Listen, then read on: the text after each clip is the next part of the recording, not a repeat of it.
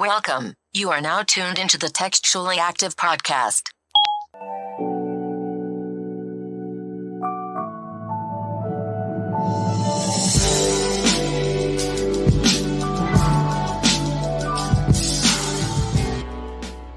What's up, everybody? Welcome back to another episode of Textually Active. Textually Active. This is your weekly dose about navigating the digital age while dealing with friendships, relationships, and all the ships in between. I'm Rez, and I got MEZ with me. Yeah. He is on the boards. Oh, there we go. You're. And we're here for another episode. We are still doing episodes remotely. I might have something to tell y'all a little later, but we're gonna hold off on that. How you doing, MEZ? What's up? Can we wrap this up? Niggas got shit to do. It's big time. Niggas is finna hit the streets. I don't know how long I could be on here today, but you know the vibes. I don't know. Something about you look like you about to hit the streets. Something about you look a little different too. Flued out. Let's just say flued out. That's all you need to know. Flued out? Flued out. Say less. You had to get a passport or something? You out of here? I ain't had to get a passport, but just know niggas is flued out. You gotta take a plane to get there. You can't get in no car. You know what I'm saying? It's cold outside. Niggas finna go soak up some sun, nigga. Get away from nigga, did you just say you about to go change the weather? I had to change the weather. You know what I'm saying? Smelling like a vacation, boy. You already know the vibes. Know the vibes. So, MEZ, your birthday is coming up in 2 days and you about to hit the streets. So I know the feeling. You don't want to spend too much time sitting around. But it's big Aquarius season.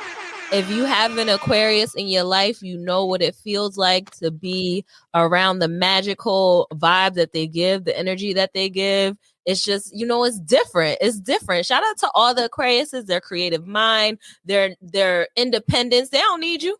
And they damn sure going to make you feel like they don't need you either, Gas me up, sis. Gas me up. Very independent. So shout out to Aquarius season. Shout out to my favorite Aquarius, MEZ. Make sure you guys say happy birthday on social media. Comment. Put happy birthday in the comments, god damn it. Y'all here? Put happy birthday in the comments. It's that big one, too. That little dirty 30 this year. Little dirty 30. Hold up. Something about 30. I turned 30 last year, and it just really gave me a chance to kind of reflect on my life up until that point. And it was really weird because if you speak to everybody in their 30s, they kind of just gas it up and make it seem like this is such a big step and such a big transition. And it makes you go into it with like a different vibe. Like you have to change something when you go into 30. So I'm excited to see how you approach it because I've been seeing some things and some behavior. And, 30 might do some things for you. I'm out here living life, bro, trying to be the best man I could be. Shout out to whoever. Was that Genuine? Did that Genuine? Iris, all of them. One of them niggas. Them niggas from the best man, the Iris. But, I'm just chilling, trying to kill it, do what I do, how I do it, when I can. That's it. That's good. So it's February, y'all. How you doing? I'm full of love. Valentine's Day is coming up on Sunday. Full of love. It's a great month to be Black. White people, y'all don't understand it, and that's fine. You'll never understand it. You'll never understand what it feels like to be Black or what the experience like being Black and what we do, as a culture, what we do growing up, why we all had the same upbringing. But that's okay. We gonna relate with our people for Black History Month, and we gonna bring y'all just a little bit closer to the Black experience by telling you how we feel about it today. So I'm great. I just want to talk about being Black for Black History Month. That's it. I like it. I'm here for it. You here for it? All right. We need to get all the credit we can before they try to steal it from us like we ain't never did shit for these raggedy All right. My fault. We literally only get 28 days to bask in the glory of being Black, and god damn it, I'm gonna do it. I might wear black for 28 days straight. All right, Hove. I see the vibes. All right, so let's go ahead and jump into the topic. Today, we are going to discuss the Black experience, what it's like to be Black, and being proud to be Black. It's Black History Month, God damn it. So if you're listening, make sure you screenshot this, post it to your story, tag us, share this episode with a friend, and don't forget to comment your favorite moments or what you relate to. I know when you guys are listening, you feel like it's a conversation with your friends. So, I mean, talk to us. But let's go ahead and jump right into it. What do you summarize being Black? Like, what is your Black experience? I'd like to start off by saying that I'm proud to be a Black man. Number one, I would like to I would like to, these computers be acting crazy. A Black man should have made this. But anyway, I like to say, I think we are the culture, we are the people, we everything that they try to say that we not. And all of it, bro. It's just being Black is something that you can generally be proud of. Light skin, dark skin, uh, tall, short, skinny, big, black, fat, ugly, whatever you are. Being Black is something to be proud of, and you should generally, truly cherish it because it's just amazing. Black, y'all. I'm Black, y'all. I'm bliggity Black, y'all. Facts. That is how it feels, just waking up every day. The thing that I most enjoy about being a Black woman is just like, you really don't have to do much. People just automatically look at you as if you have this aura around you because you're a Black woman.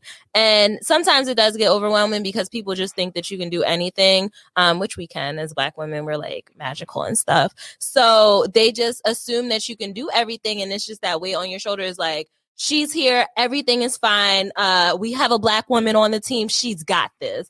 And you have to live up to the standard, but it's also something to be mesmerized too. It's like, dang, I am a magical ass bitch. Like, I can do this and I could do whatever I say or whatever I say I want to do and whatever I put my mind to because I'm strong. I'm a Black woman. I'm beautiful. It's just a lot of stuff that comes with it. But on the day to day, it's the things that we go throughout the day to day and the perseverance that we have where we don't get held down by being oppressed or not given the same opportunities as other races or constantly being looked down on and underestimated. We still keep going and making a way for ourselves. And one of the main things that I like about our culture, which sometimes is a problem, but we laugh about shit. Like, one thing about us, we are going to laugh. We're not going to be held down for long about a situation. Take, for instance, when they were storming the Capitol, that riot. It only took, I was watching the news when it happened, but Black Twitter? It ain't had nothing to do with us. We might as well get these jokes off.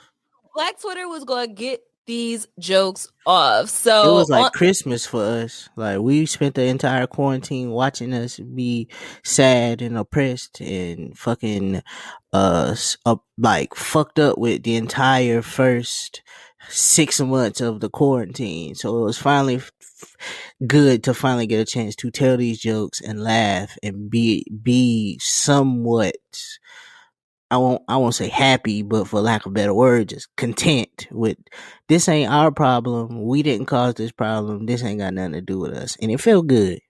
Yeah, it's kind of like the way that we're able to laugh at our pain. I think a lot of the times we're laughing so that we don't cry, but it's a skill because a lot of people can't have that. They're too busy being caught up and crying at the moment. And we just like, you know what? We're going to laugh about this now, but when I get home, I'm going to cry. It's just that day-to-day experience, waking up Black. I'm proud every single day. So I don't want you to say that no more because I almost got triggered. That's what your mama used to say. Wait till we get home. I almost got triggered. Wait till we get almost made me feel weird. Wait till we get home. We gonna cry. You gonna be crying when you get home. Another thing, being Black in the world, because it's one thing to be Black every day in our skin, but I want to talk a little bit more about our experience being Black in the world. the first time that we had to leave our parents' house and go be underneath of somebody else's care, did you get the experience of still being in a Black preschool, with Black teachers, or did you even go to preschool? Yeah, I went to, I think, in our neighborhood, I think it's called Head Start. So I went to a Head Oh, Start yeah. from the jump in the country. When I think about it, because I don't remember much from that shit, but when I think about it, it was like a bunch of Black kids in there. One of my like great aunts was one of the directors of the program at another campus site. So it was like they knew who I was before I ever got there. And so it's like it was always a fun time. I had fun a bunch of times doing that. Yeah, I had the same experience when I went to preschool. I went to an all Black preschool. So I was all around Black kids. Actually, I'm from Delaware. I didn't Big get out Delaware. of Wilmington, Delaware until probably like high school.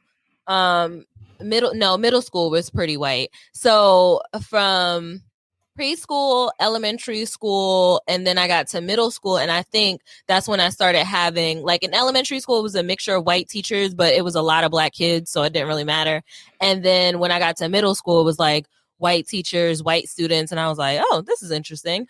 And then even still just experiencing white friends. I think I got my first white friend in early elementary school, like right before I went to middle school. So it was a Black time. I lived in a country, so I went to predominantly all white schools. Like my elementary childhood friends were white. Well, they're all white kids. Like it wasn't that many Black kids that I remember that, like, I never had to change schools. So I went through kindergarten to 5th grade at the same school. Middle school, I went to the same school, and high school, I went to the same school. So all of the kids that did the exact same thing with me at the exact same time, they were all white. Like, there were no Black kids that did it. And so I encountered a bunch of white people. I didn't really like, the only like Black friends that I had were the kids at school, like forever, like even fucking to this day. Like, like I didn't have like friends that I made outside of school, but the ones I did in elementary, they were all white. So it was easy to be the token guy at t-ball practice, the Black kid on the t-ball team when I was younger. This is going to sound weird, but having a white friend made me realize what it meant to be Black. Just like the clash of cultures, because I have, growing up, my dad had a close friend, a white man, and of course they have a white family. And it's to the point where they're like my aunt and uncle because they've been around ever since I can remember them being around. But that was like my first experience with like white people. And I was like, what's that noise? Oh, and I was like, they live life completely different. Like, it's a different era of freedom over here.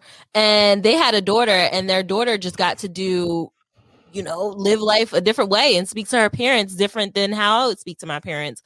And then just being able, when I got to the point where I was able to hang out with another white friend that I had, Erica, I used to go over her house, and it used to be a blast going over her house. We could stay up late. We could eat sweets. One time she let me put A1. I could order steak when I went out to eat. When you go out to eat as a Black child, you normally getting stuck with the chicken nuggets or the burger, and you write on that kids menu. No. No. No, you didn't. No. You was eating outside of the kids menu? Yes. What? Yes, I could have whatever I wanted to. Like, no. On the menu? No, anything, whatever I wanted to. Like, we can, if that's what you want, okay. Nah, that's when I realized, like, they have a different experience growing up. It's like the amount of freedom that I got over their house was completely different. And then when they came to my house, it was kind of like, damn, we can't do shit over here. Like, we can't have boys over. I'm like, nah, like, we're 12. What are you talking about? Crazy. That's wild. That's wild. But and then I don't think I was ever in a situation where I was the only Black girl to experience that moment of being the token Black friend, because yeah, I stayed away from that. It wasn't my crowd. Yeah, I think I was thinking about this the other day. I was thinking like, damn, when I went to prom, I didn't like go to prom with a group of friends. Like it was just me and my date, and I was like, it was probably because I didn't make a good amount of like friend group in high school, but like I probably should have. If I could have went back, I probably should have made a better friend group for those type of experiences. But then when I thought about it, I was like, damn, all the niggas in the schools like were clicked up already. So I don't know where I would have fit in these groups. So it Right. was like, I will but say that I did experience the moment where I was kind of too white for the Black kids, or too, I don't want to say white because I hate like that, but I was a little bit too proper for the Black kids and then too Black for the white kids. So I had to find like my niche group of Black girls that were similar to me and my experiences, because which is a shocker because you pretty black. I know, right? You Black black. as hell. You pretty black. Like you blackity black, black. Like I know, but I wasn't always this way. You know, I used to have white friends. Like I had a white best friend for majority of elementary school, and it wasn't until I got to middle school where I was like, you know what, it's cool. Like we had a falling out, things were weird, and we stopped being friends, and we exchanged slurs with each other, and it got really nasty. I was like, you know what, after this, I really don't need to befriend any more people like that. So yeah, that was my experience. And then when I got to middle school, that's when I met Tiffany, my good friend, and we were similar because we grew up in the same neighborhood and had like that same kind of that bond, that that's how I awkward got it. Black girl bond. That's how I got into hip hop. Like in elementary school, I was probably like I had the Britney Spears album and S Club 7 albums, and could tell you this shit was going up. But You in had the high one with school, Lil Jon on there, the Britney yeah, Spears album with you know, Lil Jon. nah, the first one, that hit me, baby, one more time. I had that. Oh shit. But when I got to middle school, it was dead for that. I had figured out that Lil Wayne could really rap, and I was like, "What is this art form that everybody's talking about?" And it was over from there. I loved Eminem for a moment. Like I had an Eminem phase. That's how I was giving it up. It was nasty. It was really Can't relate. nasty. Can't relate. It's I Black cut History, bangs but in my hair. It was bad. So wow. so yeah, I think once I started hanging around Black friends, that's when things got real. You know, because they realized that I was the Black friend that knew how to braid, and I was a Black friend that knew how to put the sewing in. Bro, And you are black. I Like you know. are really like you are the black friend. And I Like could dance a little bit back then. Now, not so much, but I could dance a little bit. So I was like, and I had the basement where you could come over. It wasn't finished, so we could skate a little bit. That's all I gotta say. you can't dance. I could dance then, because back then I was just watching 106 in Park all the time.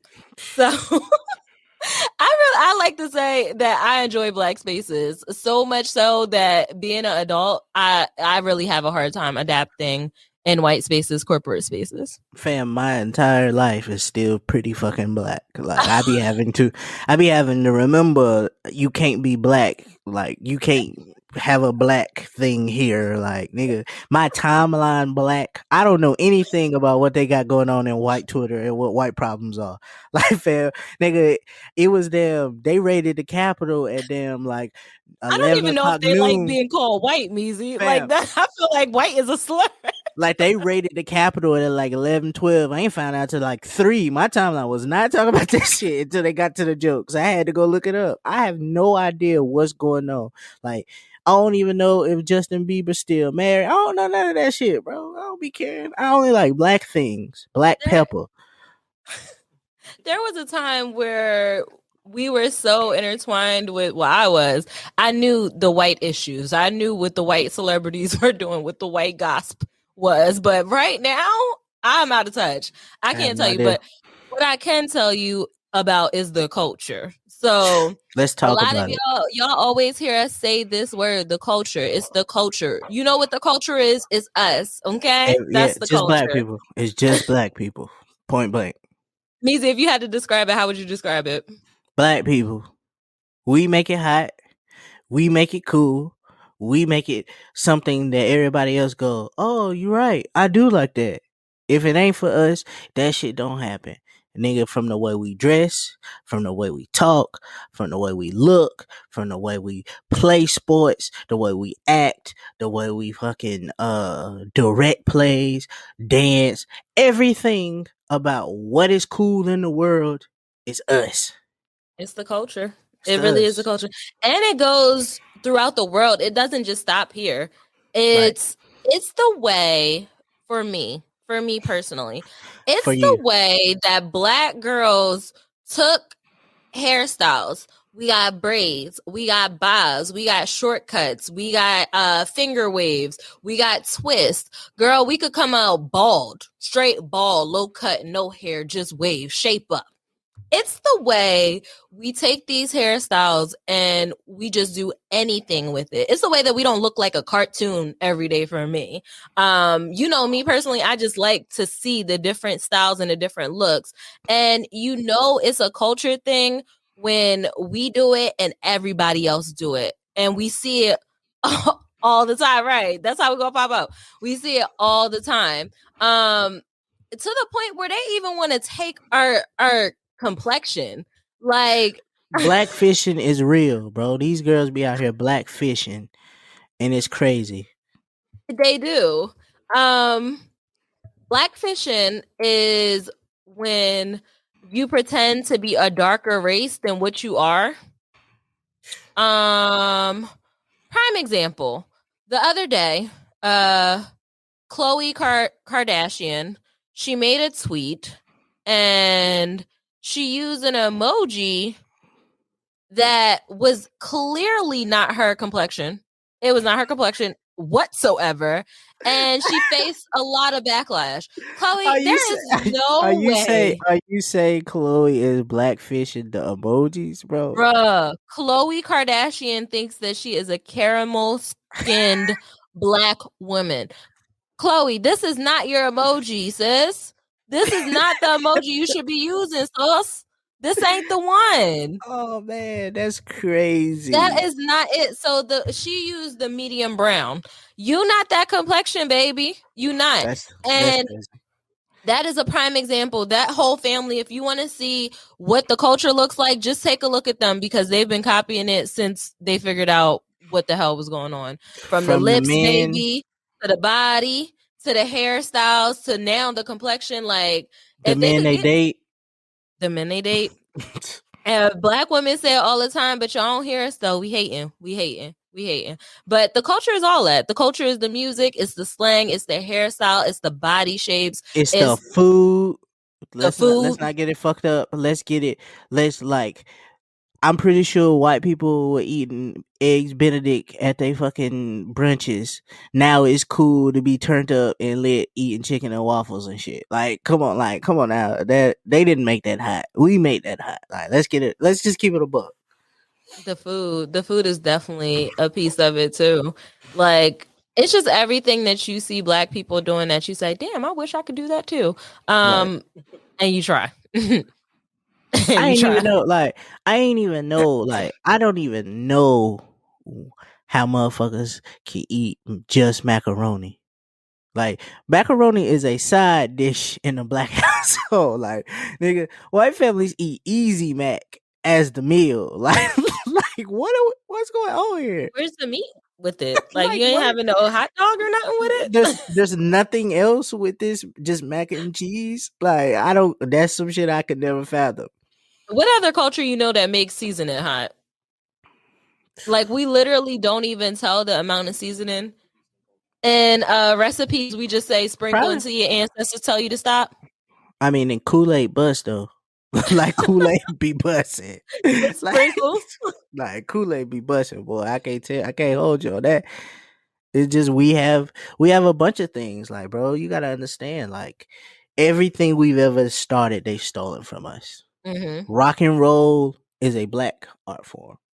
No It matter how is. you want to slice it up, country music is a black art form. No matter how you want to smash it, rhythm and blues music, a black art form that they just continue to steal from us, put a white face on it, and run with it, bro. They Some of almost it, tried to steal the word culture from us by putting pop in front of it. Talk about you some know, pop culture. Shut up. Get that shit out of here. like, you see what I'm saying? Like, it's everything, bro. And we just, you know what I'm saying? We gotta just appreciate who we are, like, not take being black as something, like, be proud in it, to stand in it, because it ain't just something that's like, oh, I was born like this. Like, no, you're a part of this, bro. Like, you represent, damn near, you represent something every time you leave the house, Remember regardless of what it is.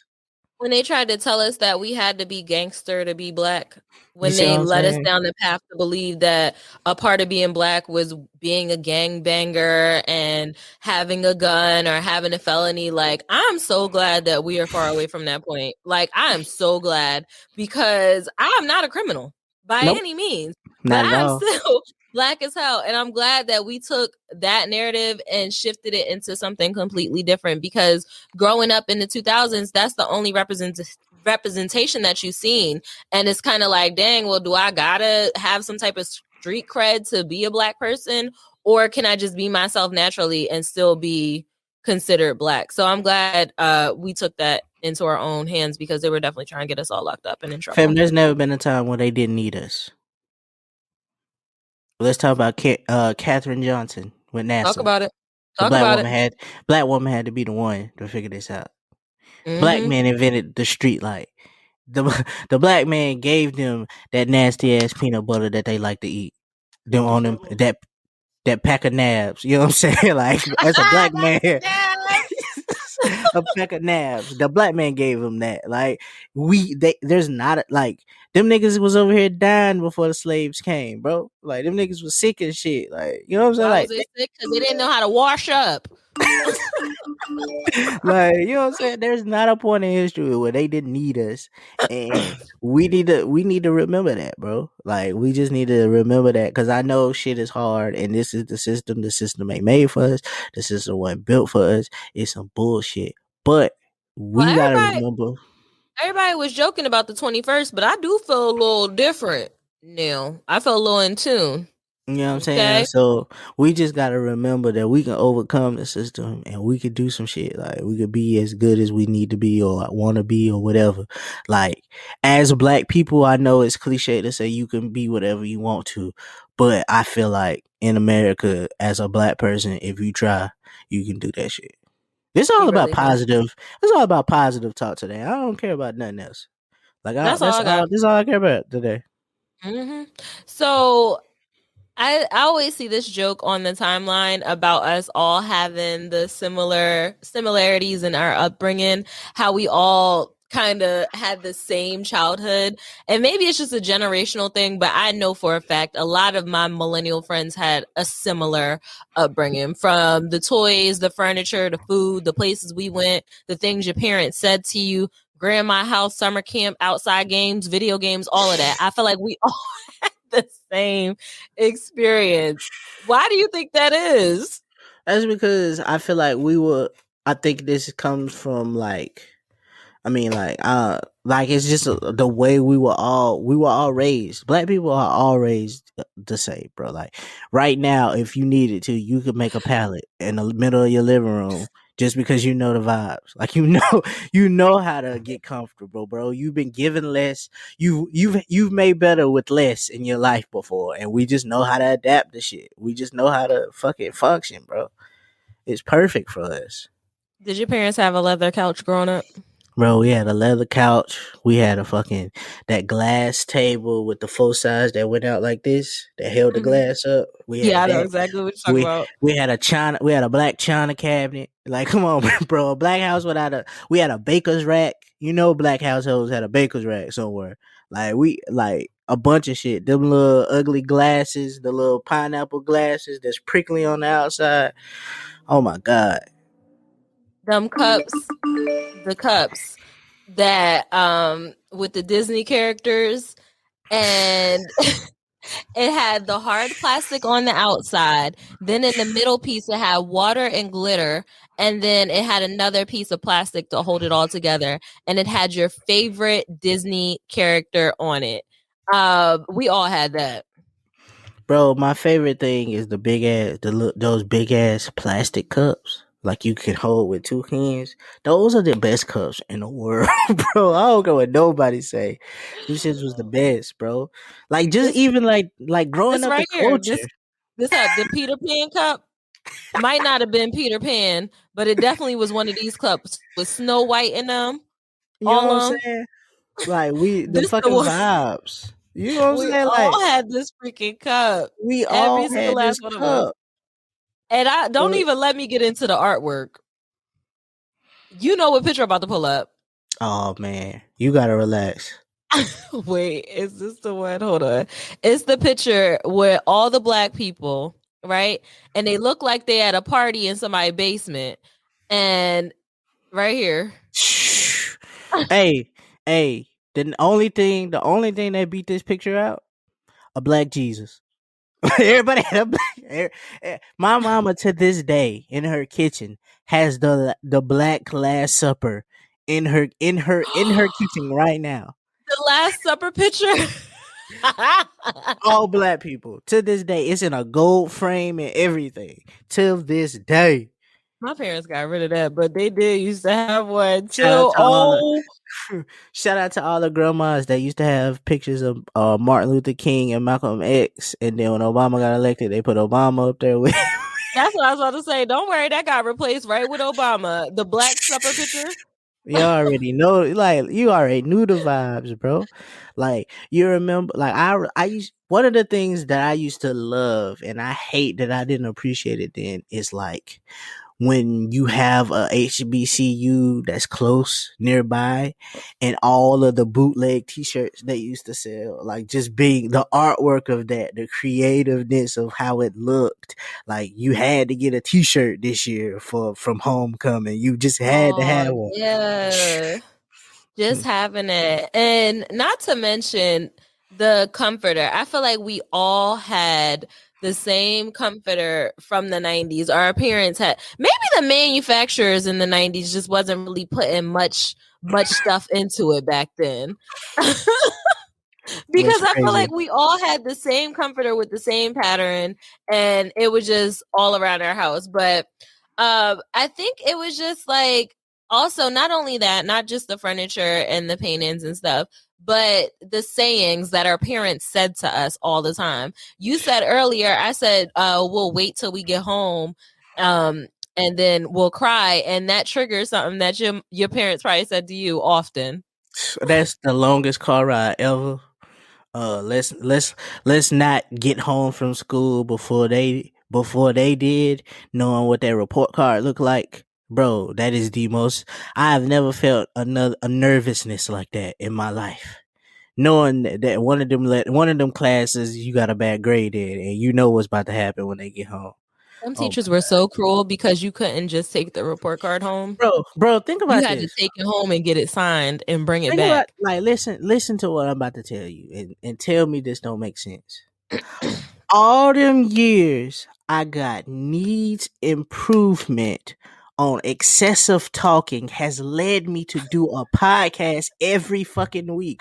Like, bro, some people would call it talent. Like, I just don't. I'm not putting this together. Like, this is not a talent. Like, I was practicing to be great at life. Like, you tell me you do you do one thing 1,000 times. That's what 1,000 hours worth of. You know what I'm saying? I was doing that, and y'all was downplaying it. I was getting in trouble every single class because I always had a friend to talk to in the class. That's crazy. I just was talking. I was a chatty patty. And I feel like that's a black thing. I don't feel like white people was getting that on that thing. Like, I think it was just us because black people have so much personality and charisma. Like, yeah, you know what I'm saying? Like, meanwhile, they want to be in the class taking notes, trying not to get laughed at, jumping on the jokes. Yeah, don't nobody want to be friends with still ass Karen. Like, you know what I'm saying? She ain't funny. How about, do you remember your first time trying to spend a night over somebody's house? So all of my friends outside of school were cousins. So I ain't never really had like so one of my best friends when I was little was black, but he was adopted. So he had white parents, and so they used to have some bread too. Like they was like one of the families that had I ain't like the basement was done. Like we finna chill Oh, in the basement and go up the steps, and it's like lit. Like that was one of the first times I had ever seen it. And so he had an older brother, and he was that like they were brothers, like real brothers, and they were both adopted by this white family. And I was like no more than 7. So I remember like a couple of those times like it being weird because it was like like the whole situation is weird. Like you got white mom and dad, like you got white parents. The food that you like just going to somebody's house is just awkward because you don't know it's what they so eat. Yeah, weird. like you don't know if they eat the same way you eat and like where the ketchup is and they can't like you know what I'm saying? It's just Do they weird. keep So it it in was the cabinet or in the you refrigerator? know what I'm saying? So it was just The one of those ketchup gotta things. go in the refrigerator. I'm sorry. Ketchup do, but hot sauce don't. Hot Well, sauce do gotta go in the refrigerator no, it too. don't, bro. For what? Yes, it do.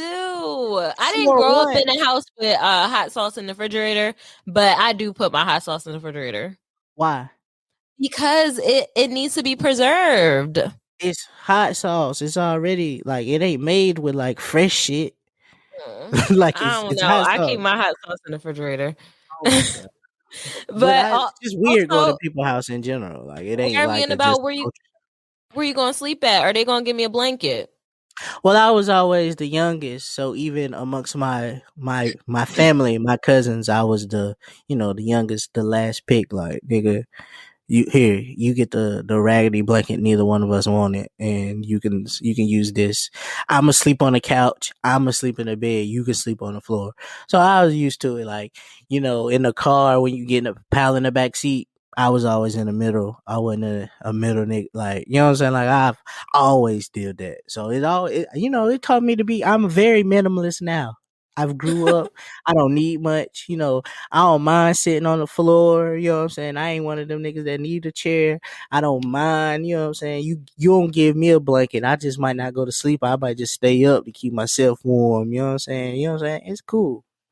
What game system did you have?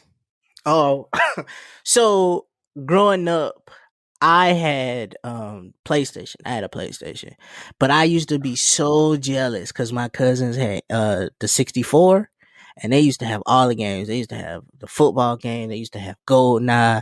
They used to have fucking wrestling. So I used to be so jealous because I'm like, bro. I got this PlayStation, but these niggas, this 64 shit kind of lit, bro. So I used to love to go to their house and do that shit. My fucking older cousin, she the reason I know how to burn CDs to this day. She taught me. She was like 4 years older than me, so she was fucking Kazad burning down a Dell Tower computer. Like nigga, Bruh, like that was the one. did you even have a PlayStation if you ain't play Crash Bandicoot Hey, you ain't have no PlayStation. A or real black Tekken? Hey, let me tell you, real black people know you used to have that one game that had like 6 games on it. That little track, that little starter disc. That shit had that on it. It had NFL Game Day on it. It had Zor. What's the little dragon? The purple dragon. It had that shit Pyro? on it. Spiral, like it had that on it. What's the clown shit? The clown in the van. Twisted Uh, Metal? Twisted Metal. Like you had all of them on the little trial joint. That used to be the shit. Nah, Tekken used to get busy though.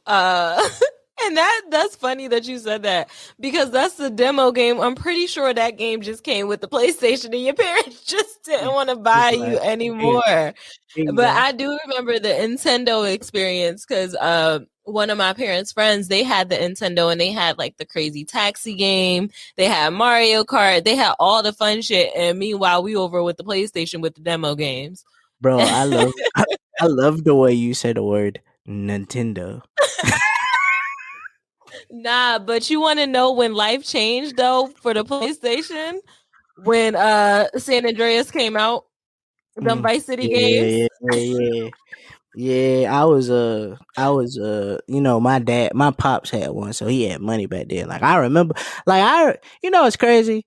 I used to think that like their luxury was like to have the leather couch and the big screen TV, and then I realized that was damn near everybody. If you had a dad, you probably had a leather couch and a big screen TV in your house.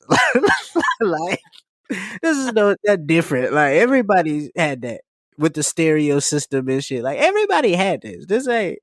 So I was like, it wasn't luxury. It was common for black people to have that. It was the gaming experience. Why, like, Vice City was such a violent game. San Andreas. What other cities did they have? Because they had a couple ones. They had. I wasn't even supposed to be. Yeah, I wasn't really supposed to even be playing these games. One of my neighbors gave it to me, on the PlayStation system. Vice City, San Andreas, and then just the other Grand Theft Auto games. But when my parents found out that I was playing it, they was like, "How you get this? Borrowed it." I also think that's like one of the things that us as black people we never had to deal with. Like when like look at like your family, like bro, your family cuss a storm. Everybody black family cuss up a storm. So you mean to tell me I gotta go to Walmart to buy these CDs? Shit, me, Right. Ma, I want this new I never forget it. Ma, I want this Bad Boys 2 soundtrack from Target. All right, run in there and get it. I can't just buy it. They won't let me buy it without you. All right, I'll come. Like, you know what I'm saying? Like, I never had to experience that. It wasn't like certain games that because the media, I couldn't play San Andreas because of the content. Like, my mom didn't care. Like, bro, like, if that's what you want, all right. Shit. 9 times out of 10, you got your first cuss out at grandma's house. Yeah, Grandma wasn't holding back nothing when she was cussing you out. Grandma still though. My grandma just cussed me out recently at a recent cookout over cheese. Over the cheese? Nah, just cheese. Like just cheese. A slice of cheese. Cause I asked what kind of cheese was this? Cause it was like between orange, like between yellow and pink. And I'm like, bro, is this American cheese? And she said, I don't give a damn what color it is. Either you gonna eat it or you ain't. And I shut the fuck up and put it on my hamburger and continue to eat that hamburger with that cheese. That's all it is. That's all it is. Did you get to go to summer camp? Only summer camp black people know is Vacation Bible Study that you didn't really want to go to anyway. Nah. I know. I went to actual summer camp. I'm sorry. Wow. The privilege, the wealth here. I had experiences at the YMCA camp, okay? Girls and Boys Club. We was at summer camp. Niggas in there having to learn about Jesus and do these weird ass icebreaker activities, knowing damn well we didn't care about it. It was just the only summer daycare parent supervision they could get us. Like, nigga, no, I don't care. I don't care what Jesus was. Measy grandma to Measy, you a piece of cheese without the corners. You'll never be a full slice. That's funny. Hey, she ain't care. My grandma cuss me out all the time, bro. Still to this day, she don't be caring.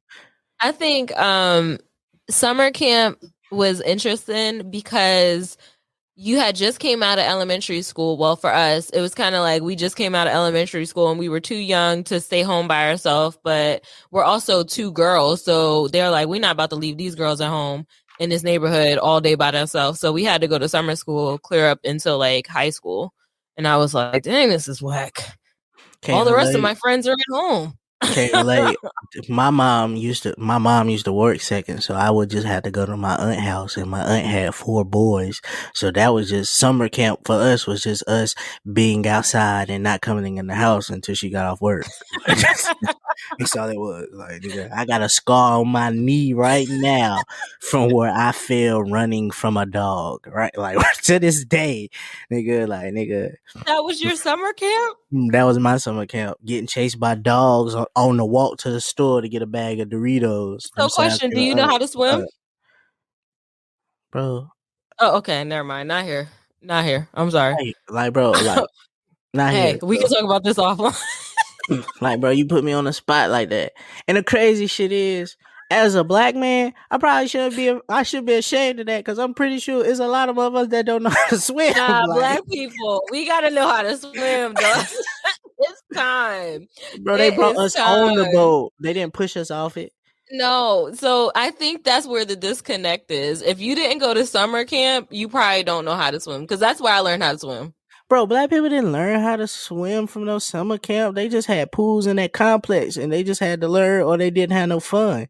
Bro, No, I did. you know how depressing, bro. You know how depressing it is to watch niggas get into a relay race in the 8 feet, in the 12 feet of the pool, and you stuck over here in the 3 to 4 feet watching them because you can't get involved, like because you can't swim, bro. You're going to a tropical location for your birthday, though. What that mean? Okay. Anywho, so the reason why I say the summer camp is for that exact Niggas be reason. bringing up facts that don't have nothing to do with nothing, bro. I plan to get drunk and sit on the beach, like nigga, not like not be in the water. You know, we get our toes wet. That's it. Yeah. No, we get in the water. We get No, wet. bro. Black people have pool parties with nobody in the pool. What do you No, mean? we don't. That's old. We learned how to swim. We are learning how to swim as a culture. We are getting in the pool. No, we not. We only get in pools where the whole pool is 5 feet. If it's more than that, ain't nobody in that Speak pool. for yourself. No, but that's the exact reason why I learned how to swim, because at summer camp, you had to stay in one location and everybody else was having fun in the deep end. So the swimming test was getting in the water and having to tread water for a minute. If you could tread water for a minute, you was able to swim wherever. One of my goals. That's one of my goals this year, to learn how to swim. Like, Absolutely. I want to learn how to swim before I have kids, because ain't shit sadder than like not being able to save your own kids. Yeah, we ain't have a choice. We grew up with pools with our white auntie and uncle, so we was over their house swimming all the time. Had to learn how to swim. The outside games were something that we all grew up with the same. It's just it's that whole childhood experience. I think we all can relate on a lot of different aspects. Hey, do you realize that like the hangout spot used to be the electrical like the electrical box for the complex, bro? You know how dangerous that shit was? You realize that we had the street light rule too? Like in my neighborhood, we had the street light rule. When the lights come on, bring your ass home. As long as you was in front We of the did house. have street lights. My house road do have street lights. Neighborhoods have street lights. Just because it's not the projects don't mean it don't got street lights. I don't like this verbiage. No, it's not. It's like black on black crime. I don't like it. It's not black on black, but Eric is sitting here trying to say because I grew up in the suburbs that we didn't have street lights. That's fucked up. We had street lights, bro. As another suburban kid, we had street lights. We have street lights. And we had street lights. We might not have as many kids in our neighborhood, but we had street lights. Mm-hmm. Them neighborhood kids was weird. Like, if you like, them niggas was wild. Like no, I don't really want to come to your house. I don't care what game system you got. I'm cool. Living in living in the suburbs, though, we had weird outside games. One of which, it was a scary house on our street because the neighborhood that I grew up in, it was, you know how the country is, there's always that one house that had a whole bunch of land and the development obviously brought land around it, right? So we had the neighborhood, but then we also had the houses that were there prior to the neighborhood being built. So it was like this old rundown farmhouse. And our game was to see who could go the furthest up into the house. Looking back on it in hindsight, that was probably very dangerous because what the hell was going on? But I have no idea what you're talking about. We would ride our bikes up the dirt road to the house to see how far we could get, and it was very dangerous, but it was a lot of fun. You was out here playing with fire, for real, bro. And then just riding bikes down the hill, no arms, no legs. I don't know nothing about this, bro. All I know is I could have been a BMX rider. All I know is nigger doc. You in a complex, knocking on people's doors and running. What you call it? Nigga knock. I thought I heard an ER on Black History Month. I mean, we can say it. Not ER. Yeah. Not ER, not on Black History Month. I can say it. I'm black. Okay. I'm not Dan Rue. I can say it. I think they call it doorbell ditch. See, that's the white programming they done got you on. Listen to doorbell ditch. Like, listen to how you said it. Like, I think they call it doorbell ditch. Like, like that what? No, that's the programming that they got because they can't say the word. Like, man, we was outside doing that. Eric said by the time we say that, we getting caught during the doorbell. Hey, the one time I've never got food was I almost lost and I snitched. I was the snitch that day. Like, no, that wasn't me, and I snitched. I ain't never feel like that was the first time you like realized like, oh, this ain't what we supposed to do. Did you ever have a walkie-talkie phase with your neighborhood friends? Still sound like wealth to me. Oh my gosh, y'all never all got walkie-talkies at the same time to talk while y'all was at home? Still sound like nah, y'all had to have walkie-talkies. We ain't no fucking walkie-talkies. We would just see each other the next day, bro. What do you mean? What is this? This is wealth, bro. We might have to buy a black card revolt and start challenging some All right, y'all had to play Foursquare. Yeah, Foursquare was cool, but you know, black people play taps. All right, what do y'all call tag? We called it tag. You know what I'm saying? We was playing hide and seek. The tree was the, you know, everybody knew the tree was the base. You know what I'm saying? Every black house, every member of the black, somewhere, somebody grandma house, your aunt house, somebody had a basketball hoop. So we played basketball.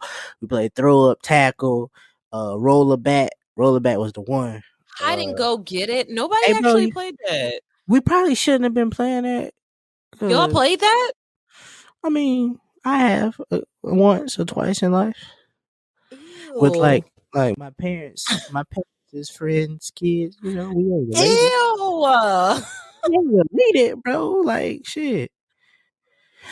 Ew, with the fresh girls. I was too busy trying to figure out if I was a lesbian to be doing that stuff at that age. I'm so disgusted by men. Hey, bro, I'll never forget the first time I saw a penis. I was like, ew. You might have been the one then. You was the choice. Like you had options. That's crazy. My childhood friend, her family swore I was a lesbian. It was so funny. They used to hate when we hung out. But yeah, we all did have a similar childhood. Different variations. I can't believe you guys called it nigger knock. What the fuck? It's ridiculous. No, bro. You're saying it wrong. It's nigger knock. It's one word. It's one word. Nigger knock. And taps. What is that? With no walkie-talkies. Another vibe. All right. I guess the last thing we could touch on before we go to our final thoughts is our experiences with cell phones. We all had our first cell phone, and it was a Nokia. I'll stand by that. Everybody had a Nokia. Probably. Mine didn't work. It was secondhand, but you know, I had it. I had my Nokia. I had T9. I had the experience of playing on a Sidekick. Never got a Sidekick. That one. Had the phone minutes free after 9. Hey, let's just talk about you know what? I was thinking about this the other day, and I just want to give shout outs to that's funny. I just want to give a shout out to all the black women because number one, just getting away with a cell phone in high school is an art that I only know black women to have, fam. You ain't never seen that until you seen a black girl send a paragraph in T9 under the table, under that baby fat coat. So the teacher ain't never like to see that is something.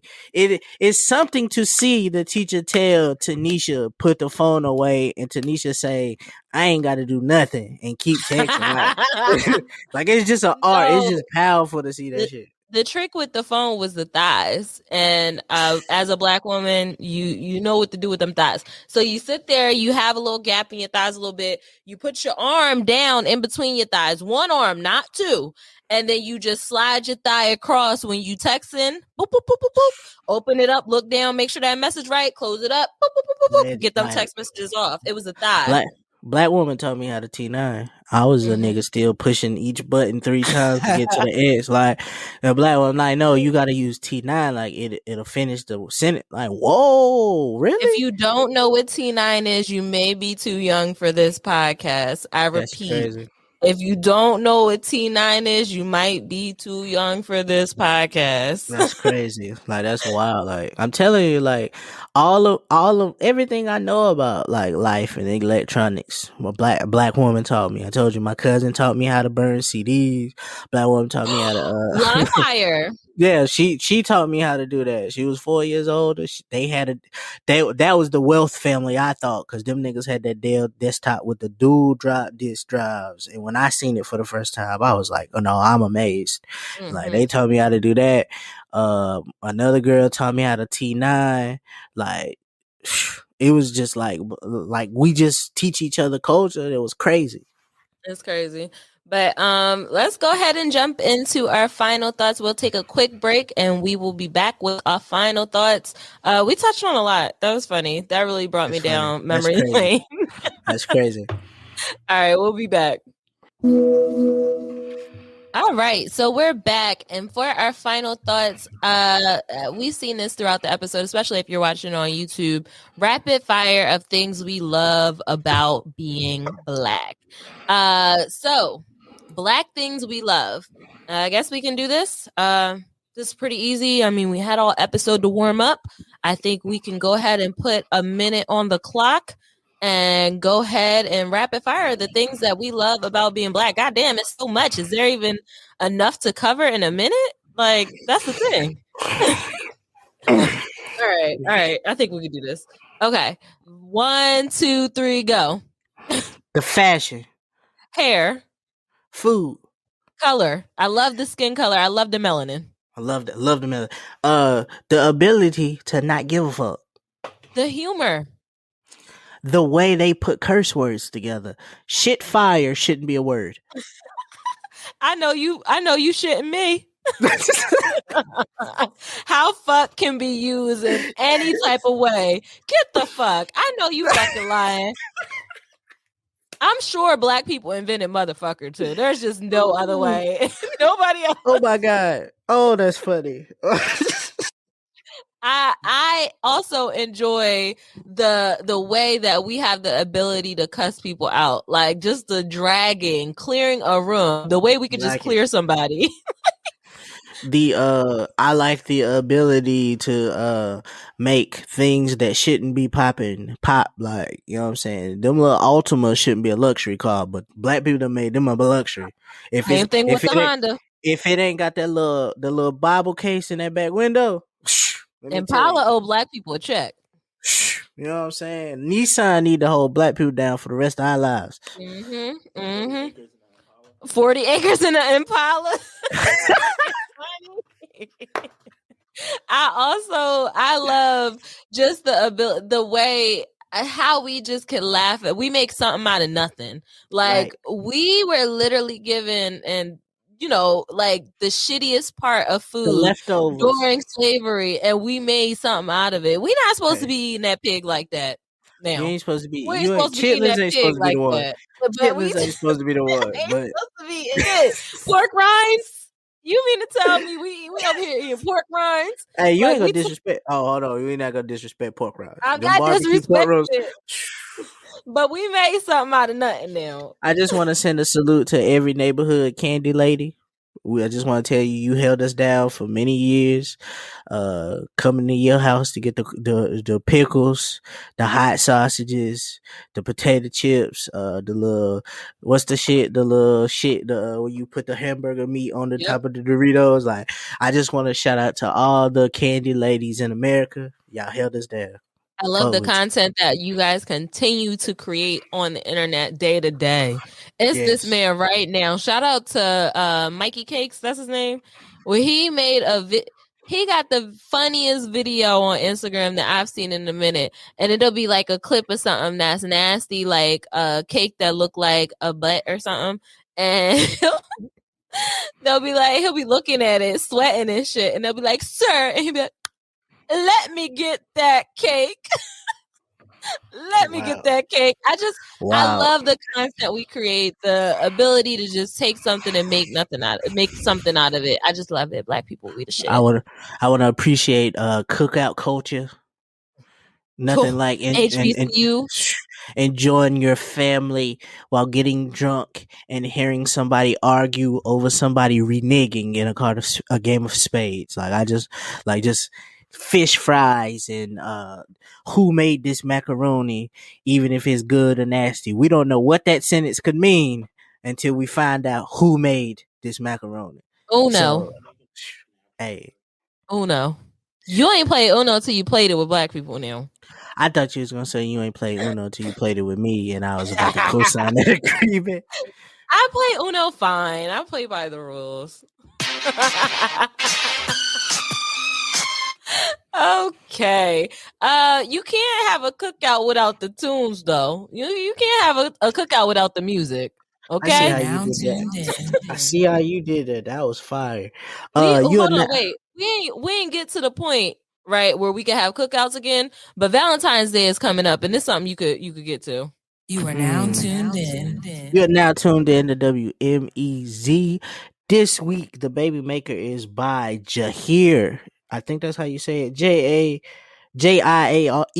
JIAER, and this is called Die for Love here on WMEZ. Textually active. Textually active. All right, guys. This is the time where we pull our memes out. Hopefully you guys are not pulling out if you want a baby this Valentine's Day. I've seen a lot of people talking about they want more Scorpios. So make it happen.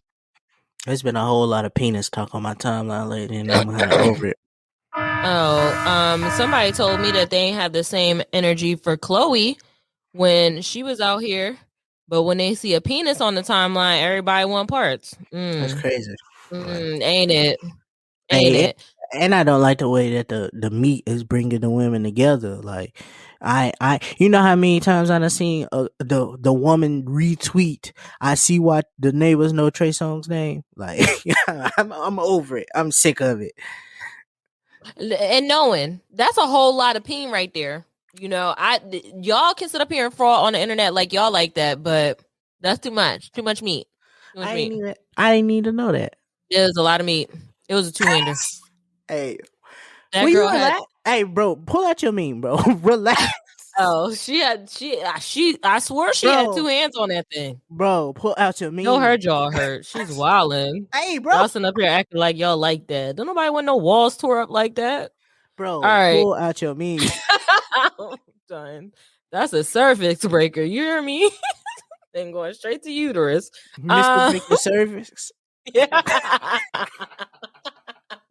Tearing that cervix up. Yeah, the fuck right.